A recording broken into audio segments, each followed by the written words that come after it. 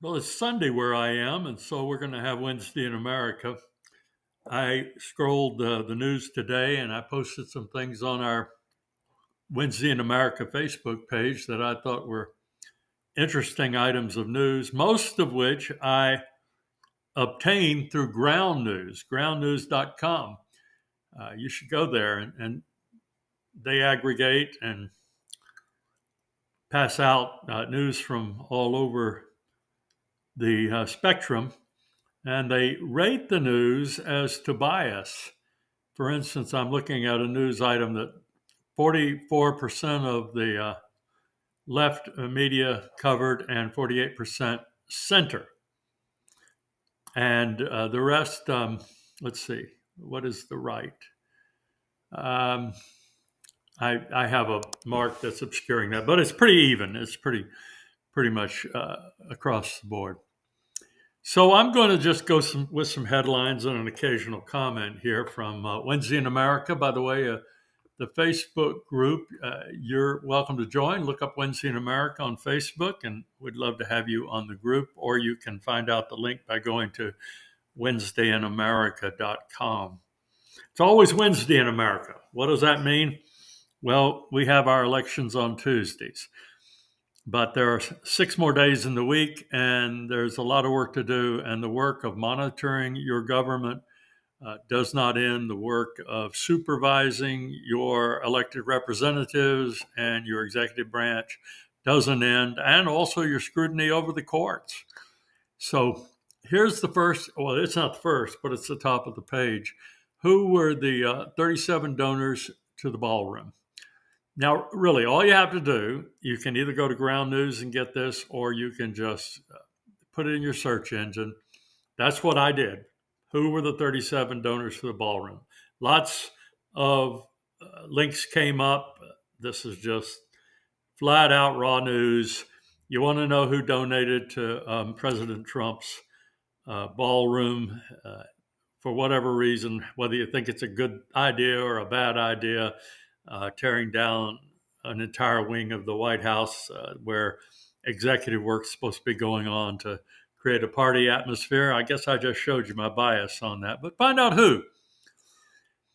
Next news item: 50 children escape after a mass school abduction. This also comes out of Ground News. It's good to know that they were able to get away.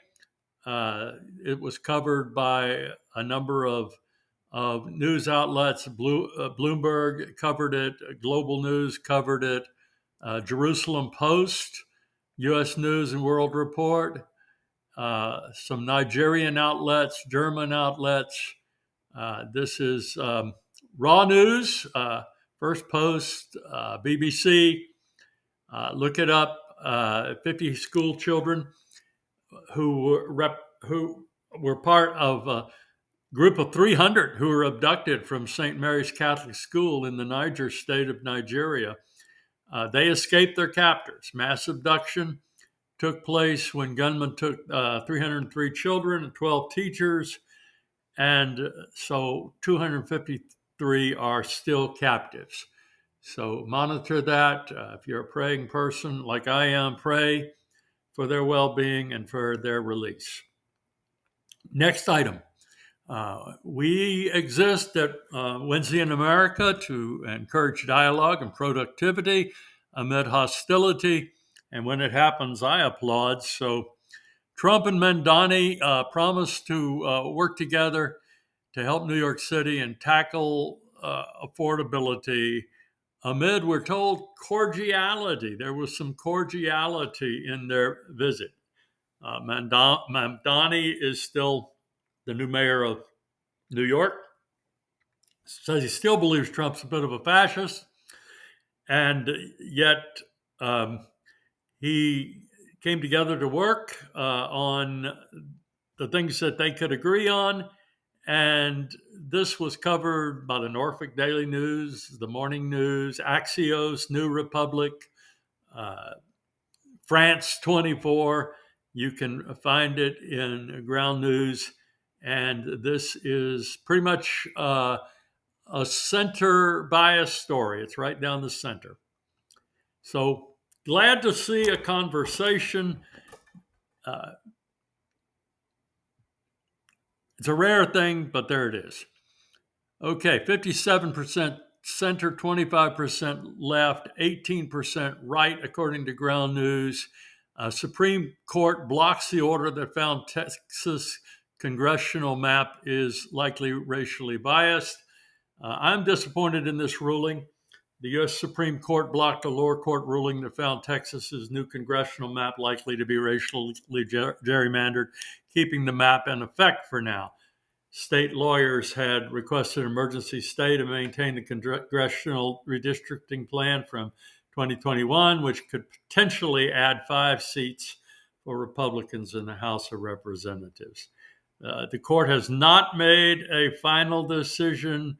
We'll see what happens and how it affects the midterm elections. Okay, federal judge blocks the IRS from sharing information to help ICE with deportations. This was U.S. District Judge Colleen Kohler Catelli, 94-page opinion, blocking 47,000 potentially undocumented taxpayers' records from being handed over to the IRS. This La Opinion, KFOR TV, My Satellite, you can find it on Ground News. It's pretty much just raw data. There's 70 articles that are listed. This is, I guess, still a matter that you have opinion on. But if you're touting that IRS doesn't collect taxes from illegal immigrants, you got a problem, because there are 47,000 that ICE is trying to locate on the tax rolls. So they must be registered to pay taxes. They must be filing. Okay, along the lines of good news, I think this will be good news for many. Marjorie Taylor Greene says she doesn't want to run for president in 2028. So that's one crazy out of the race. Wish her well and look forward to her retirement from public life. As it should be, there's a bipartisan rebuke of the careless and bitter remarks of the president, accusing people who are citing constitutional arguments for disobeying illegal orders. He was calling them seditionists, and they were simply citing the Constitution and the law. And that's being covered today. It's in ground. Well, it's on ABC News. That's my source today. ABC News, an article by Nicholas Kerr. President Trump's comments accusing Democratic lawmakers of seditious behavior following a video encouraging members of the military to refuse illegal orders have drawn criticism across party lines. So that's the way it should be. They have the right to say that. They have the responsibility, really, to remind people that illegal orders are not obeyable. And by the way, when did we settle that? We settled that in the late 1940s in the Nuremberg trials, with all the Nazis who were saying we were just following orders, and the courts agreed, really to the point of an ultimate penalty. No, you cannot claim that. You cannot divert your responsibility. You have personal responsibility for your decisions when you disobey orders. Okay, another item on the news. This is coming from BBC News. It is being reported pretty much across the board.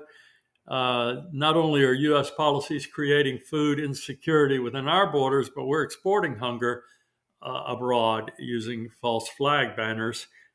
That's my opinion. The headline on the article says, "We worry more about food, say Venezuelans living under the threat of U.S. military action."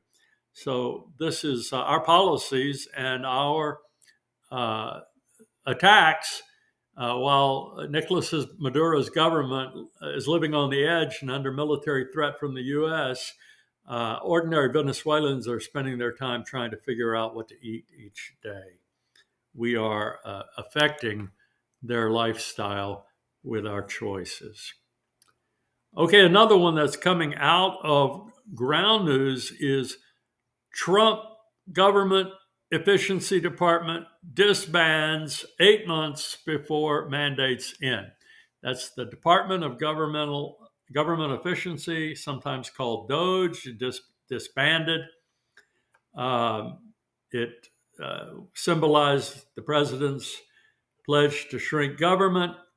Officials are saying that the DOGE decline began this summer, despite President Donald Trump's executive order extending it through July 26. Elon Musk left the administration. So where are we on that?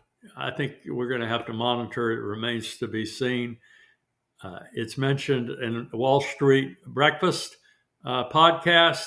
It's mentioned in the New York Post, Time Magazine, Mediate, ABC Australia, and a number of other news outlets.